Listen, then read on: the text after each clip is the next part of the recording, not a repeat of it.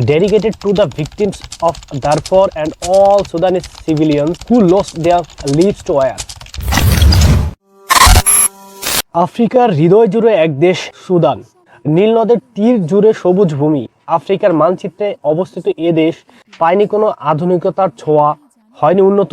সবুজ ভূমি হয়েছে সাধারণ মানুষের রক্তে রঞ্জিত। একসময় আফ্রিকার বৃহত্তম দেশ এখন ছিন্ন ভিন্ন জর্জরিত এক গৃহযুদ্ধে।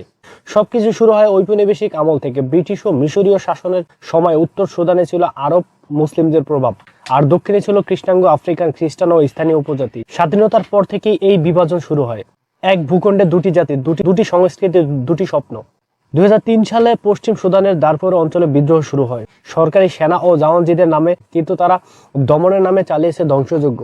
হাজার হাজার গ্রাম পুড়িয়ে দেওয়া হয়, লাখো মানুষ নিহত, নারীরা ধর্ষিত, শিশুরা গৃহহারা। এই যুদ্ধ কেবল জাতিগত ঘৃণার নয়, এর ভিতরে আছে তেলের গন্ধ।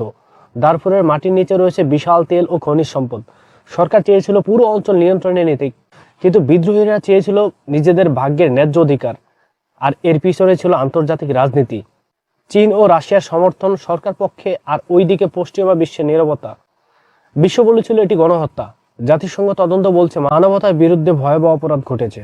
কিন্তু প্রশ্ন আজও অমীমাংসিত, কে এই হত্যার আসল পরিচালক? সরকার, জাওয়ানজিত, মিলিশিয়া, নাকি আন্তর্জাতিক শক্তিগুলোর কোনো অন্ধকার চুক্তি? কিছু সূত্র বলছে জাওয়ানজিদের অস্ত্র আসত বিদেশ থেকে, কিন্তু গোপন প্রতিবেদন বলছে যুদ্ধের অর্থ জোগাতো তেল ব্যবসায়ীরা। আর জনগণ, তারা শুধু পুড়েছে, কেঁদেছে, মরেছে। আজও সুদানের যুদ্ধ থামেনি। দিনের পর দিন হয়েছে গণহত্যা। রাজধানী খার্তুমে সেনা বনাম আধা সামরিক বাহিনীর সংঘর্ষে আরো রক্ত ঝরেছে। একই গল্প, শুধু বদলেছে চরিত্র। যে ভূমি একসময় ছিল সভ্যতার জন্মভূমি, এখন তা এক দীর্ঘশ্বাসে পরিণত। নীরবতা আজও সেই মৃতদেহের প্রশ্নের উত্তর দেয় না, আমরা মরলাম কেন?